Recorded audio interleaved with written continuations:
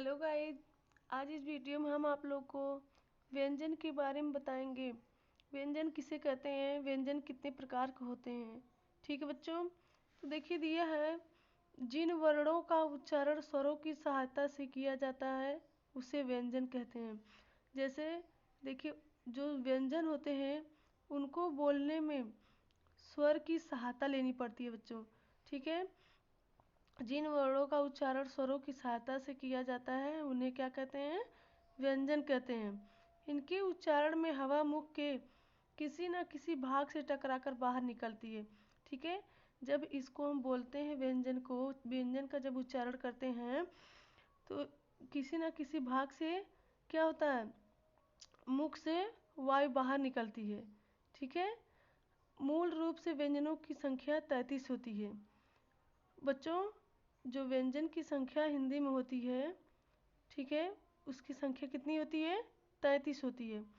अब देखिए व्यंजनों की भेद, अब देखिए भेद कितने होते हैं, मतलब कि प्रकार। उच्चारण के आधार पर व्यंजन 3 प्रकार के होते हैं।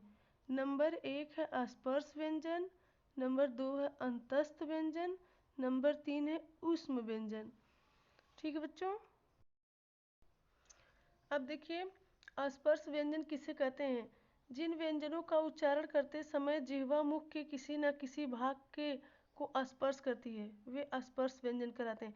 जैसे जब देखिए, जब स्पर्श व्यंजन को हम उच्चारण करते हैं तो उसको उच्चारण करते समय जिह्वा मुख के किसी न किसी भाग से स्पर्श होती है। ठीक है, जो आपकी जीभ है वो किसी न मुंह के किसी न किसी भाग में स्पर्श होती है, यानी टच होती है, छुआती है। ठीक है, तो उसे क्या कहते हैं, स्पर्श व्यंजन। जैसे क से लेकर म तक 25 स्पर्श व्यंजन है। ठीक है, क से लेकर म तक का 25 स्पर्श व्यंजन है। इन्हें अग्रलिखित 5 वर्णों में बांटा जाता है, जैसे क वर्ग, च वर्ग, ट वर्ग, त वर्ग, प वर्ग। ठीक है, तो यहाँ क से लेके अंगा तक ऐसे ही करके 25 वर्ड होंगे ना, यहाँ 5 यहाँ 5 सब मिला के 25 ठो होंगे ना। अब देखिए बच्चों, दूसरा दिया हुआ है अंतस्थ व्यंजन। अंतस्थ व्यंजन क्या होता है, जिन व्यंजनों के उच्चारण में जिह्वा मुख के किसी भी भाग को पूर्ण रूप से स्पर्श नहीं करती वे अंतस्थ व्यंजन कहलाते हैं। जैसे अंतस्थ व्यंजन जो है, जब इसका उच्चारण करते हैं तो जो आपकी जीभ है वो मुख के भाग यानी मुंह के किसी भी भाग से पूरी तरीके से टच नहीं होती, यानी कि नहीं छुआती है। ठीक है, उसे क्या कहते हैं, अंतस्थ व्यंजन। जैसे य, र, ल तथा व अंतस्थ व्यंजन है। ठीक है बच्चों, अब नंबर 3 है, देखिए ऊष्म व्यंजन। जिन व्यंजनों के उच्चारण में हवा के रगड़ खाने के कारण मुख में गर्मी उत्पन्न होती है वे ऊष्म व्यंजन कहलाते हैं। ठीक है, जिससे बच्चों कि ऊष्म मतलब, ऊष्म का मतलब ही समझते हैं, ऊष्मा में होता है गर्मी।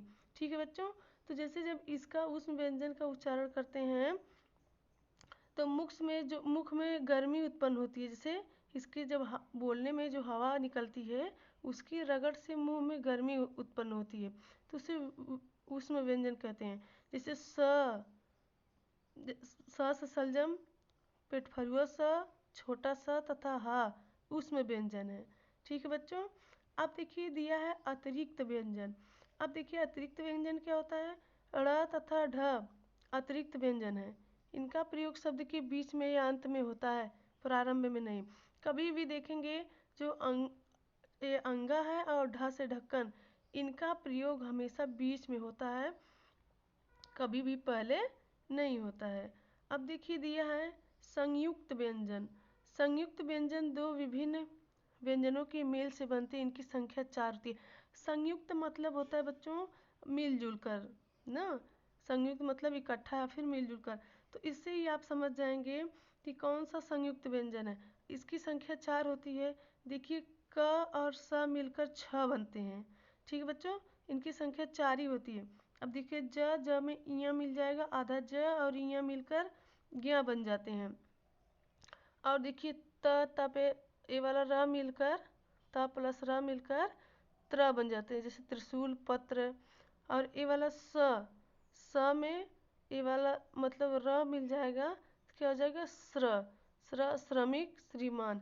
ठीक बच्चों, तो ऐसे ही आप समझ पाएंगे कि व्यंजनों की पहचान भी कर सकते हैं। अब देखिए यहाँ दिया है त्वयित्व व्यंजन। जब दो समान व्यंजन का स्वर रहित तथा स्वर सहित मेल होता है तो उसे क्या कहते हैं, त्वयित्व व्यंजन कहते हैं। जैसे देखिए न, दो ठो ना हो गया ना, गन्ना, अन्न, भिन्न, ठीक है। देखिए दो ठो जा, एक ठो आधा आधा जा, एक ठो पूरा जा।